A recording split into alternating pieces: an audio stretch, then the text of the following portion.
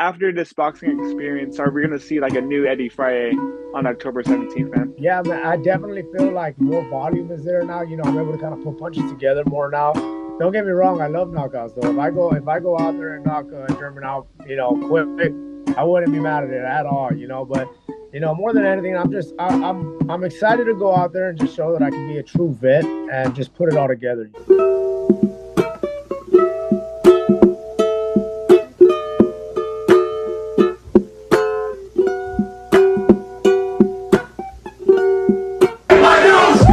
From MMA Island. Christopher de Santiago with MMA Island. Today we're talking to a flyweight out of Texas, Mr. Eddie Fraire, ahead of his return at Fury FC 110 on October 17th. Eddie, how's it going today, man? It's a blessing, man. Every day above ground is a blessing, man. And I feel great, man. I just got out of the gym now, training session with my head coach Ray Rodriguez, and I feel good, man. I feel ready. Awesome, man. Anything different about this training camp? Uh, I'm pretty healthy. That's kind of different. I mean, usually every fight camp, I usually maybe go through like a little bit of not injuries, but just some certain things. For the most part, for this one, man, I've been able to stay healthy, and I'm just ready to go. Awesome, man. So you're taking on German Ponce. What do you know about him and his fighting style? German Orpineda, yeah, that's his last name, I believe. Yeah, man, the dude's a wild man. I'll be honest, the dude is we've looked at a few of his fights already and just kind of studied. He's a wild man. He's a typical Mexican, just hard nosed fighter that just comes at you blasting, just shooting for the fences, and I respect it. I know he has kind of like an upside down record, but man, he's nobody to take lightly. You take him light, you probably put your lights out. So we're definitely not doing that. Even he fought out in last. He was kind of beating out in, which was surprising, but I'm not taking this guy lightly. I know he's gonna come out banging, and that's what I'm there to do as well. Awesome, man. I guess like what's it like seeing I guess guys from Fury FC get the call to UFC and like does that motivate you even more to get the type of performance that you want on October 17th? 100%, brother. I think every fight, especially with me having got right now 5 first round knockouts. So for me, I know that flyweights, there's not a lot of flyweights doing that type of stuff. So for me, man, every fight is the biggest one. I was pretty let down my last fight whenever I lost a split decision to Jacob Silva, which I highly feel like I won, and a lot, pretty much everybody that I spoke to said the same thing. But I can't clinch to the pass. It's just one of them things where I have to just bite that bullet and go forward from there. But I know that any fight that I have, I put these dudes lights out. I'm just one step closer to getting that call to the UFC. And Jacob Silva, man, he's a veteran, and I was really impressed with what he did against Paris Moreno last time out. I guess how frustrating was it to fight, I guess, a veteran like him? Man, to be honest, I treated it like any other fight. I prepped hard for it. I did everything that I had to do to, I feel, to win that fight. The main thing I guess for me that was one, I was surprised that he beat Paris. To be honest, man, I fought Paris not years ago, and I was like, oh, that's a terrible matchup. Like Paris is just tough. I'm not sure what happened with Paris that fight. But Jacob Silva's a dog. He's gonna go out there and give it all he has every time. And I think for whatever reason that just kind of got to Paris's head. As far as like I said about me and him, man, the most frustrating part was just not taking that W. Especially when in my heart I know, I watch it 10 times out of 10. I'm like, how did I lose this fight? But it is what it is. You know what I mean? We got to just keep marching on and we go from there. I would love that rematch, but from what I heard, they didn't want a rematch, and it is what it is. Hmm. Uh, you've been working with Hitman Joe for a minute, right? Yeah, yeah. So I've used him for a few fight camps, man, and he's a great dude. We used to work together a little bit more previously. As of lately, I've been working with him again.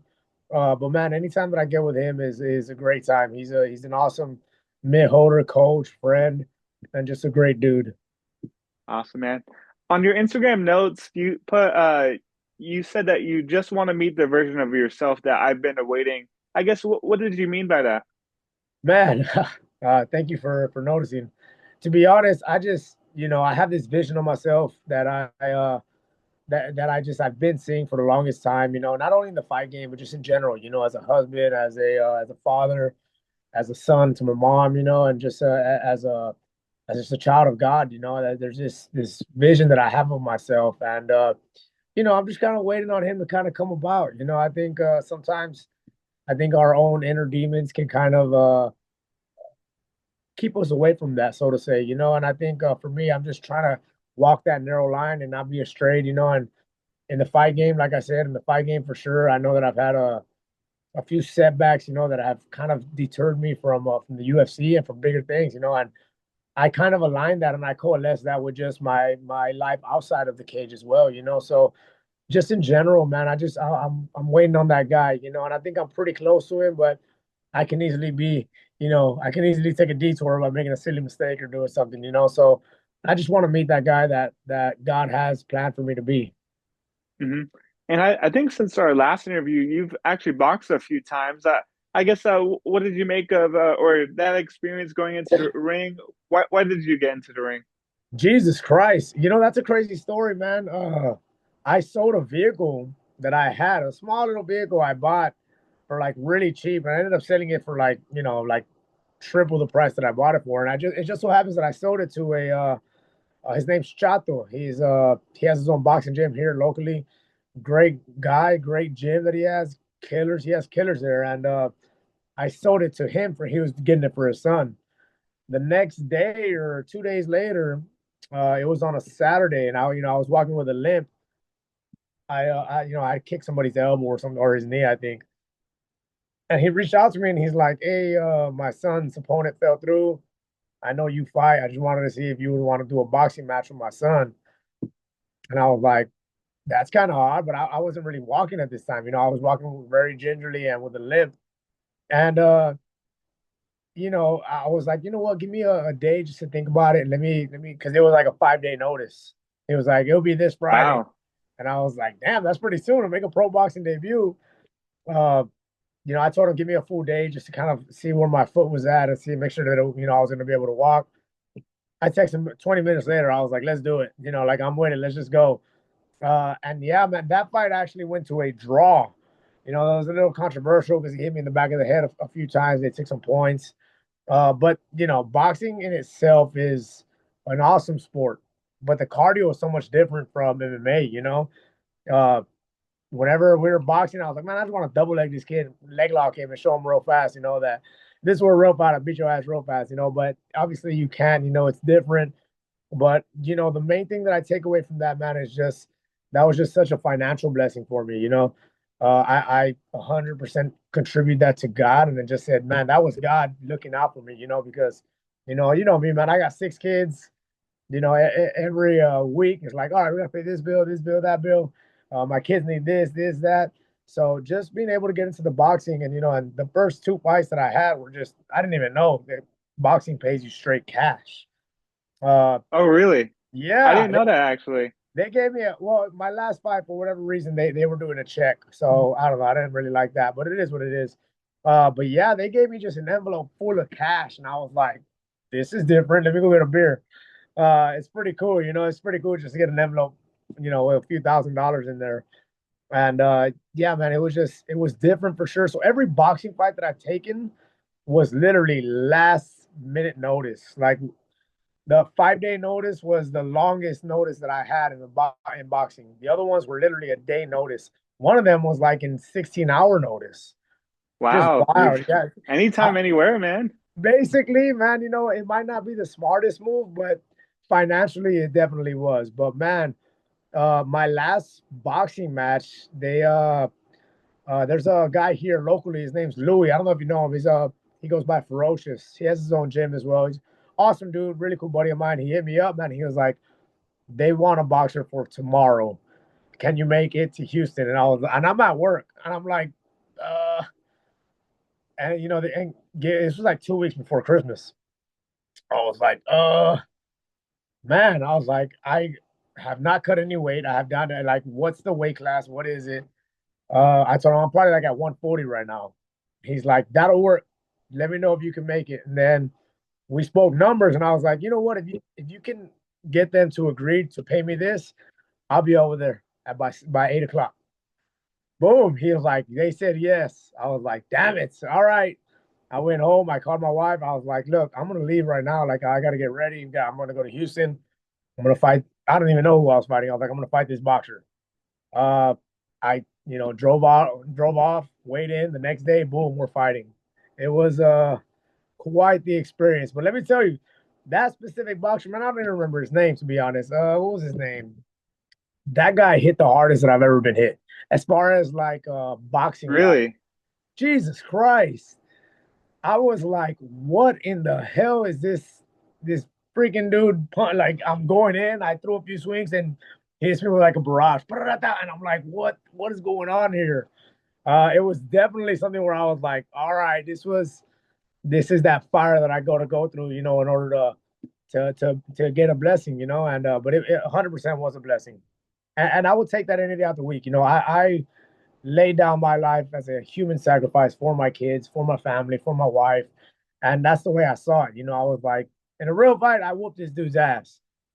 I'm gonna box and make some money in this rule set just for my family, and luckily, man, I was able to do it. I came out healthy, I was able to get my kids a lot of presents, and it was a blessing. That's awesome, man. Great, crazy story too. The 16 hours notice. I mean, as Why? a, yeah, Just wow, pop man. up, we're here fighting, and I'm like, wow, I'm here already. It's crazy. What's the shortest notice fight that you've taken for MMA? For MMA, ooh, I said, well, let's say when I fought Freddie, right? I fought Freddie. Now I'm not sure if we would consider that. It just so happens coincidentally I was supposed to fight the guy that I'm fighting now, German, German. I was gonna fight him, and he pulls out the week of our fight. So he pulled out, and then they pulled out with Freddie Rodriguez, who's a D1 wrestler. Dude's a freaking animal. And so I guess that would be short notice as well. So it was about a week notice. In retrospect, going up against a D1 wrestler, never take a week notice fight. You need that 8 weeks, 9 weeks to prepare for somebody like that. And I definitely felt that when I was going against him. He's just a pit bull on your legs, and he just doesn't let go. And lesson learned. Most definitely, man.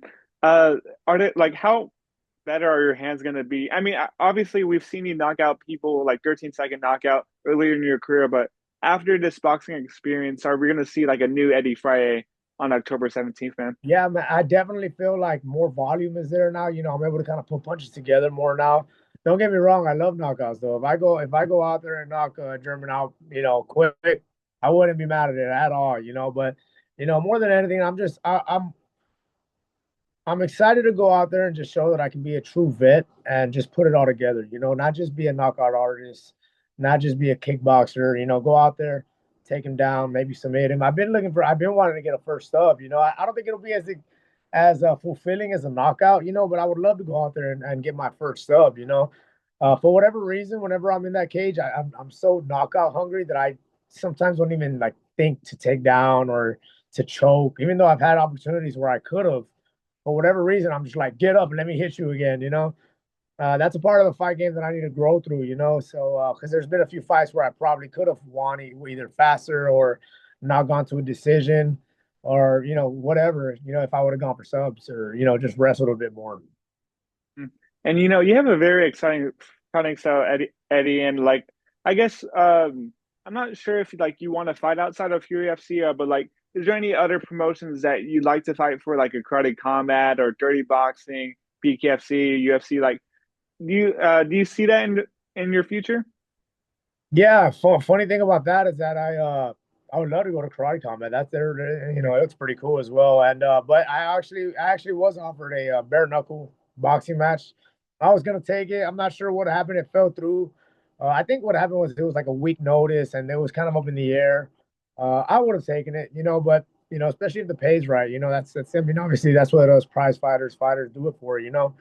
Uh, but yeah, I wouldn't mind, kind of going outside of Fury as well and doing some different types of endeavors. I would love to go to Asia too and fight. I'm not the biggest flyweight either. I could probably cut to 115 to be honest. It would be tough. It would be hell 100%. I'd have to watch my diet. I just finished eating some chicken and rice. So I'd probably have to be a little more watchful with how much I'm consuming, but for I can probably make 115. I'm sure I could. And so yeah, man, traveling out, maybe doing one FC. Obviously UFC is always number one, but if we can do something like that, wouldn't mind it at all. I think it'd be a cool experience. Awesome, man. I guess what does a win for you? What does a win do for you on October 17th? I'm guessing like you just want to get a win streak. You want to get some momentum under you, right? 100%. That's exactly what it is. Uh, the last setback was definitely played some mind games with me. I was like, man, like why? Like I felt like I did almost everything right.